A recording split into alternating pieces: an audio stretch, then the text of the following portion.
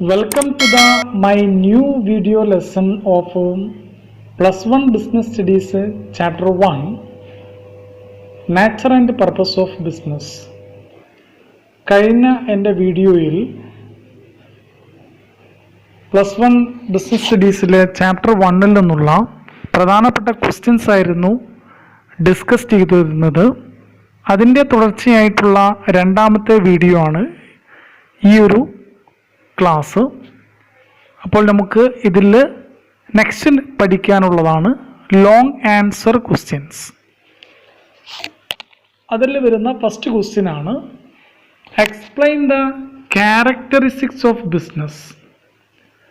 ബിസിനസ്സിൻ്റെ പൊതുവായിട്ടുള്ള സവിശേഷതകളെക്കുറിച്ച് വിവരിക്കാനാണ് ക്വസ്റ്റ്യനിൽ ചോദിച്ചിരിക്കുന്നത്.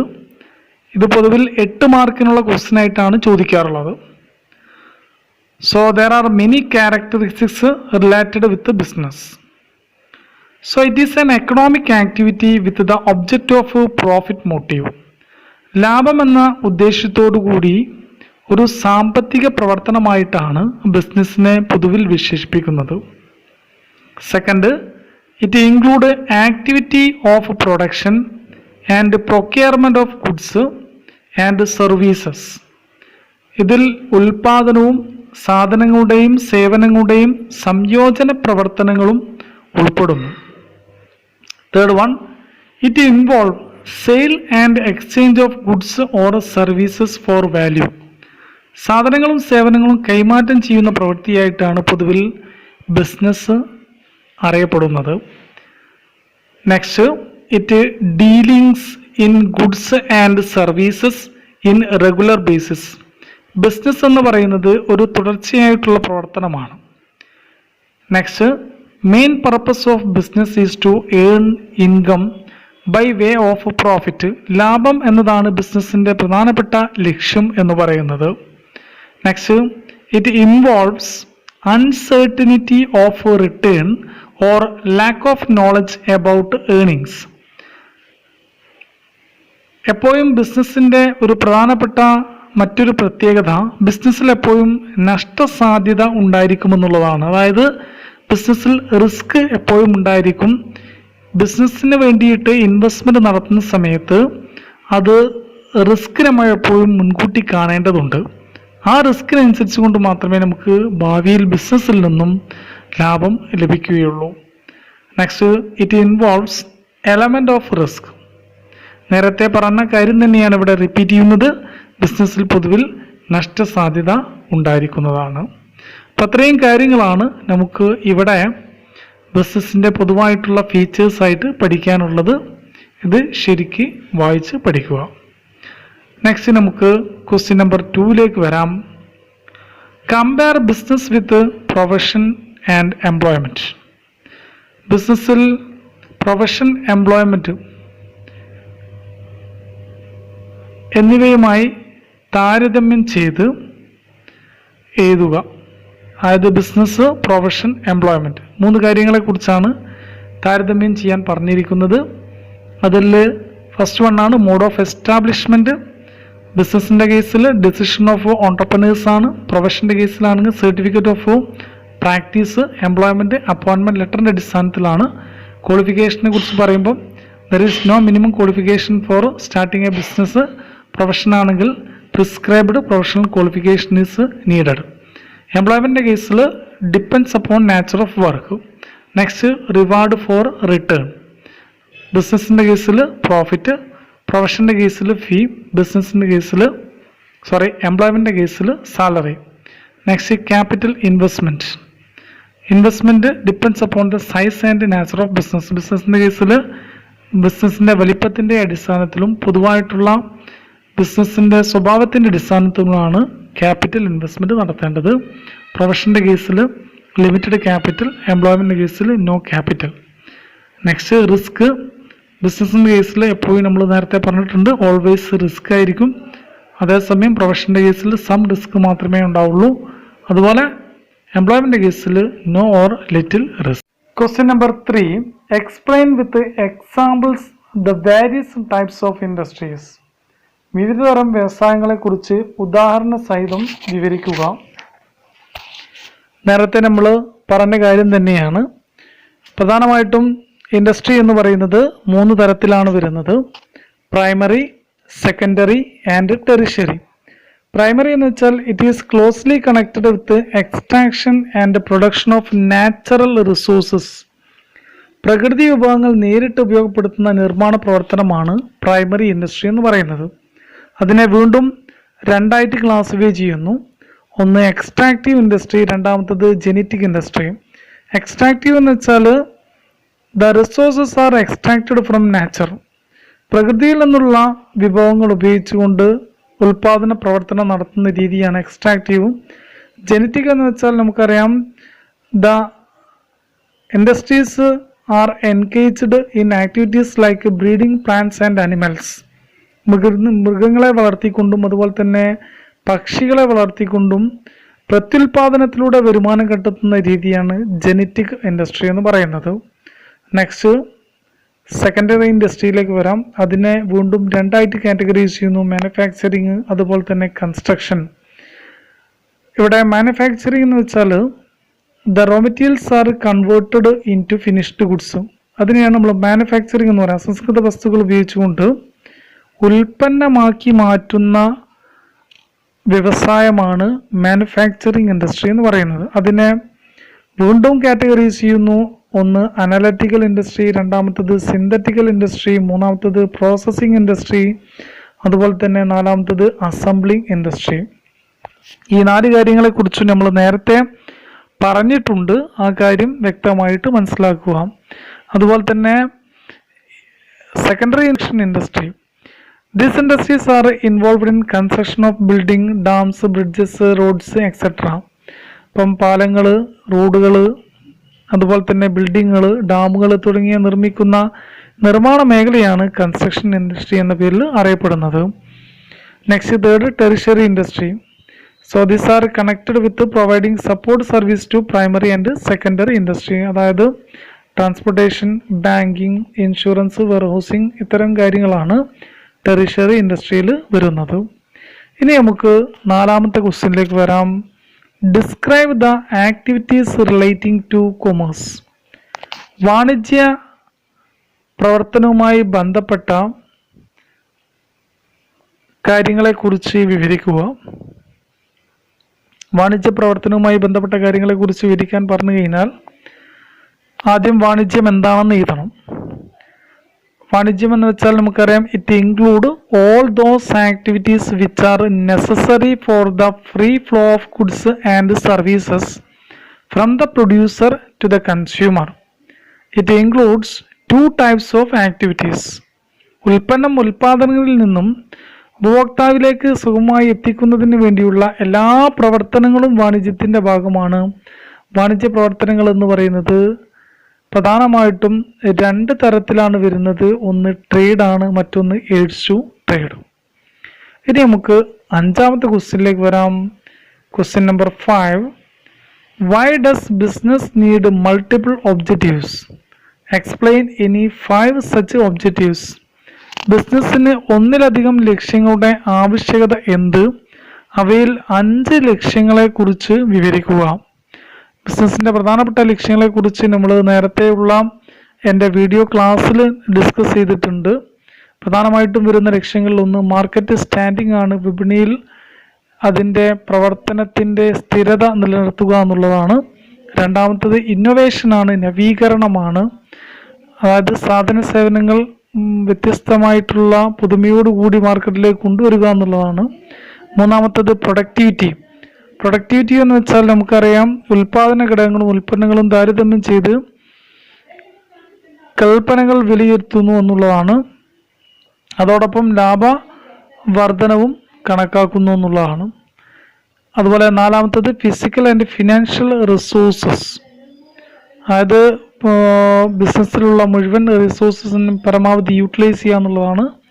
5 ഏണിംഗ് പ്രോഫിറ്റ്. ബിസിനസ്സിൻ്റെ പ്രഥമ ലക്ഷ്യമെന്ന് പറയുന്നത് ലാഭസമ്പാദനമാണ്. അത്രയും കാര്യങ്ങളാണ് ഇതിൽ നമുക്ക് ആൻസർ ആയിട്ട് എഴുതേണ്ടത്. ഇനി question number 6. Explain the concept of business risk and its causes. നഷ്ടസാധ്യതയെക്കുറിച്ചാണ് ഇതിൽ ചോദിച്ചിരിക്കുന്നത്. അതിൻ്റെ കാരണങ്ങളെക്കുറിച്ചും പറയുന്നുണ്ട്. അപ്പോൾ നഷ്ടസാധ്യത എന്തൊക്കെയാണ്, അതുമായി ബന്ധപ്പെട്ട കാരണങ്ങളെക്കുറിച്ചുമാണ് ചോദിച്ചിരിക്കുന്നത്. പൊതുവിലുള്ള അതിൻ്റെ കാരണങ്ങൾ എന്തൊക്കെയാണെന്ന് വെച്ചാൽ, ഒന്ന് നാച്ചുറൽ കോസസ് ആണ്, പ്രകൃതിപരമായിട്ടുള്ള കാരണങ്ങളാണ്. വെള്ളപ്പൊക്കം, ഭൂമികുലുക്കം, ശക്തമായിട്ടുള്ള മഴ എന്നിവ പ്രകൃതിപരമായിട്ടുള്ള കാരണങ്ങളാണ്. രണ്ടാമത്തെ ഹ്യൂമൻ കോസസ് ആണ്, മനുഷ്യ സഹജമായിട്ടുള്ള കാരണങ്ങളാണ്. ഒന്ന് താല്പര്യമില്ലായ്മ, അതുപോലെ തന്നെ കാര്യക്ഷമതയില്ലായ്മ, അതുപോലെ തന്നെ ഇഗ്നോറൻസ്, അങ്ങനെയുള്ള കാര്യങ്ങളൊക്കെ ഇതിൽ വരും. മൂന്നാമത്തത് എക്കണോമിക് കോസസ് ആണ്, സാമ്പത്തിക കാരണങ്ങളാണ്. സാമ്പത്തിക കാരണങ്ങൾ പ്രധാനമായിട്ടും അതിൽ ഉൾപ്പെടുന്നത് ഒന്ന് ഡിമാൻഡ്, അതുപോലെ തന്നെ വിലയിലുള്ള വ്യത്യാസം, കോമ്പറ്റീഷൻ, അതുപോലെ തന്നെ സാങ്കേതിക വിദ്യയിൽ ഉണ്ടാകുന്ന മാറ്റങ്ങൾ, ഇതൊക്കെ എക്കണോമിക് കോസസ് ആയിട്ട് പറയാം. മറ്റുള്ള അതർ കോസസ് എന്ന് പറയുമ്പോൾ പ്രധാനമായിട്ടും വരുന്നത് പൊളിറ്റിക്കൽ, അതുപോലെ തന്നെ മറ്റൊന്നാണ് ചേഞ്ച് ഇൻ ഗവൺമെൻറ് പോളിസീസ് തുടങ്ങിയവ. Question number 7. What factors are important to be considered while starting a business? ഒരു ബിസിനസ് ആരംഭിക്കുന്ന സമയത്ത് ഏതൊക്കെ ഘടകങ്ങളാണ് പ്രധാനമായിട്ടും പരിഗണിക്കേണ്ടത് എന്നുള്ളതാണ് ഇവിടെ ചോദിച്ചിരിക്കുന്നത്. ഒരു ബിസിനസ്സിൻ്റെ കേസിൽ ബിസിനസ് തുടങ്ങുന്ന സമയത്ത് പ്രധാനമായിട്ടും നമ്മൾ പരിഗണിക്കേണ്ട പ്രധാനപ്പെട്ട ഘടകങ്ങൾ, ഒന്ന് selection of line of business. ബിസിനസ്സിൻ്റെ പൊതുവായിട്ടുള്ള സ്വഭാവം എന്താണെന്ന് നോക്കണം. The first thing to be considered by many entrepreneur of a new business is the nature to be undertaken. പൊതുവായിട്ടുള്ള സ്വഭാവം, അതായത് ട്രേഡിംഗ് സംബന്ധമായിട്ടുള്ള ബിസിനസ് ആണോ, അല്ലെങ്കിൽ മാനുഫാക്ചറിങ് ആണോ, അല്ലെങ്കിൽ കൺസ്ട്രക്ഷൻ ആണോ, ഏത് രൂപത്തിലുള്ള ബിസിനസ്സാണോ നമ്മൾ തുടങ്ങാൻ ഉദ്ദേശിക്കുന്നത്, അതിൻ്റെ പൊതുവായിട്ടുള്ള സ്വഭാവമാണ് ആദ്യം ശരിക്കും വിശകലനം ചെയ്യേണ്ടത് എന്നുള്ളതാണ്.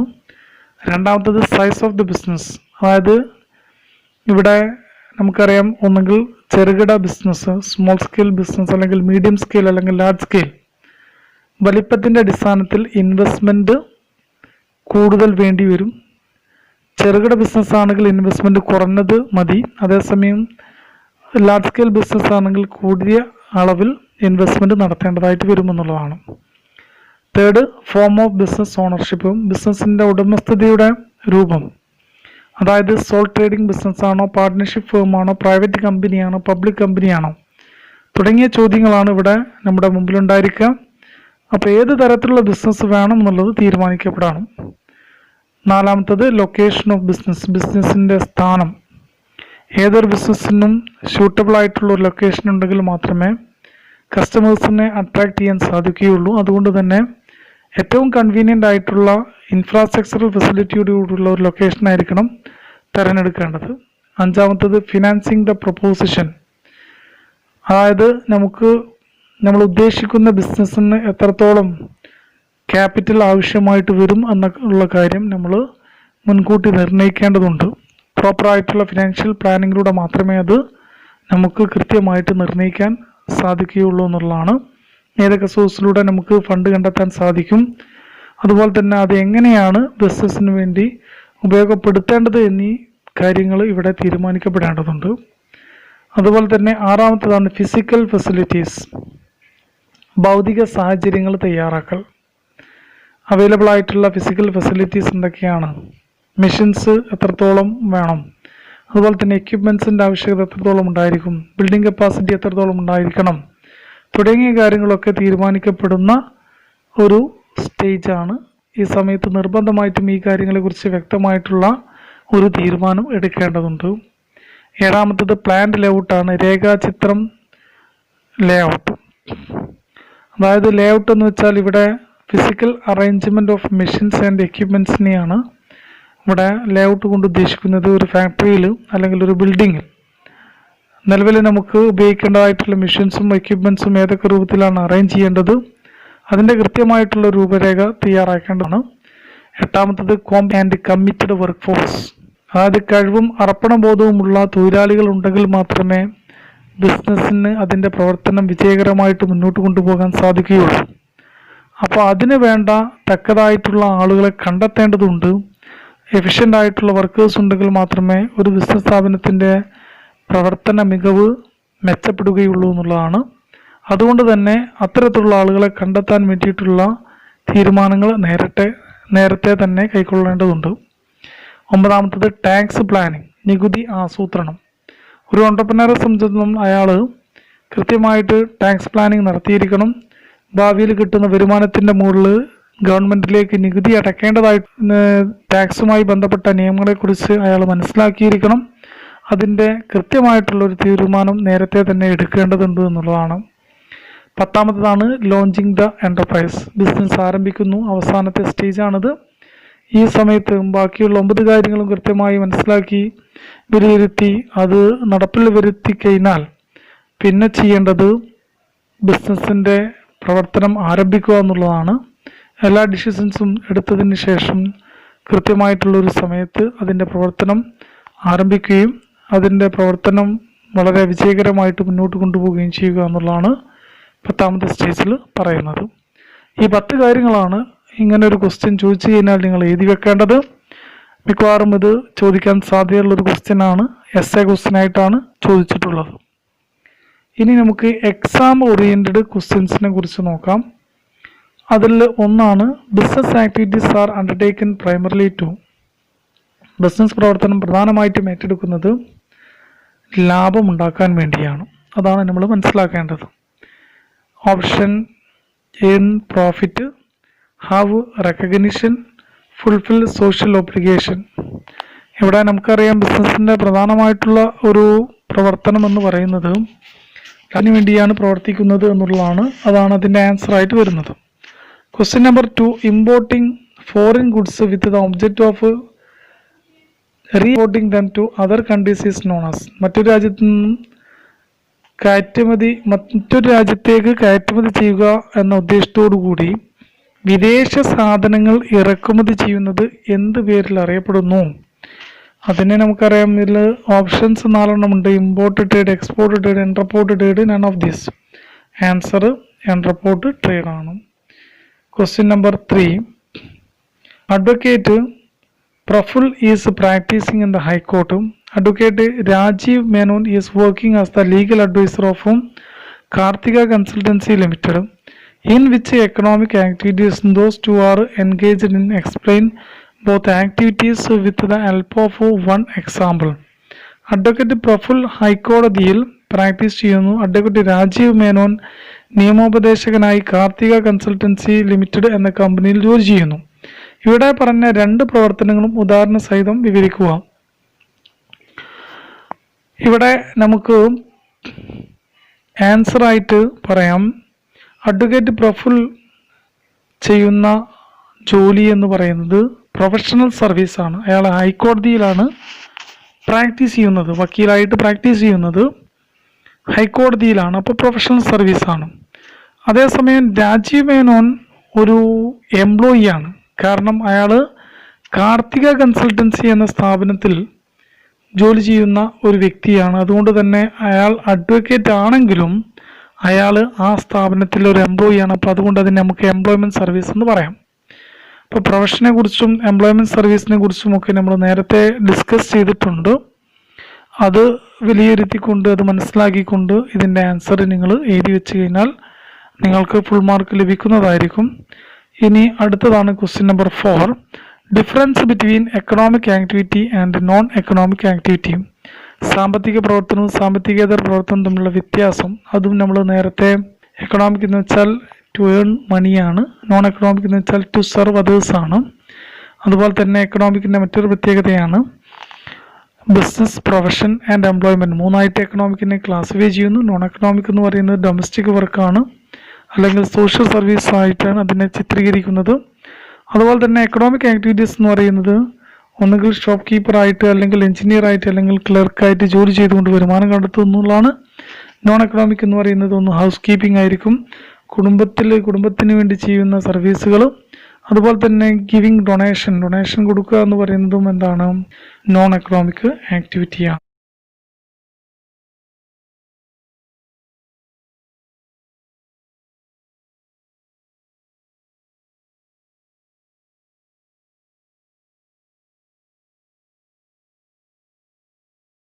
Number 5, draw a chart showing hindrances of trade and aids to trade.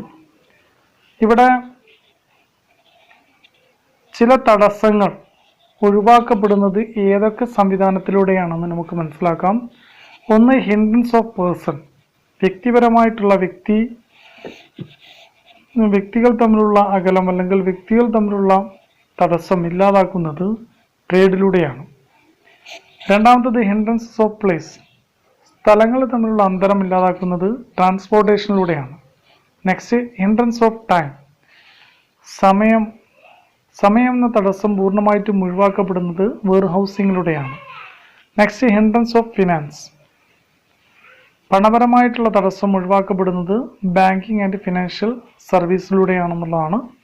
Next, hindrance of risk, നഷ്ടം അല്ലെങ്കിൽ നഷ്ടസാധ്യത സംബന്ധിച്ചുള്ള തടസ്സങ്ങൾ ഇല്ലാതാവുന്നത് ഇൻഷുറൻസ് പോളിസികളിലൂടെയാണ്. നെക്സ്റ്റ്, ഹിൻഡ്രൻസ് ഓഫ് നോളജ്, അറിവ് സംബന്ധമായിട്ടുള്ള തടസ്സം ഇല്ലായ്മ ചെയ്യപ്പെടുന്നത് അഡ്വർടൈസ്മെൻറ്റിലൂടെയാണ്. ഈ കാര്യങ്ങൾ കൃത്യമായിട്ട് മനസ്സിലാക്കി പഠിക്കുക. നമുക്ക് ഈ പറഞ്ഞിരിക്കുന്ന എല്ലാ ക്വസ്റ്റ്യൻസും ഇമ്പോർട്ടൻ്റ് ആണ് ഫസ്റ്റ് ചാപ്റ്ററിൽ. അതുകൊണ്ട് എല്ലാ ഭാഗങ്ങളും ഏറെക്കുറെ കവർ ചെയ്തുകൊണ്ടുള്ള ക്വസ്റ്റ്യൻസുമാണ് എല്ലാ ക്വസ്റ്റ്യൻസും. ഇത് ഒരുപാട് എക്സാമിനേഷൻ ചോദിച്ച ക്വസ്റ്റ്യൻ ആണ്. ശരിക്ക് വ്യക്തമായിട്ട് മനസ്സിലാക്കിയിട്ട് പഠിക്കുക. മനസ്സിലാകാത്ത ആളുകൾ ഒന്നുകൂടി വീഡിയോ റിവൈസ് ചെയ്തുകൊണ്ട് കണ്ട് പഠിക്കുക. Okay, thank you.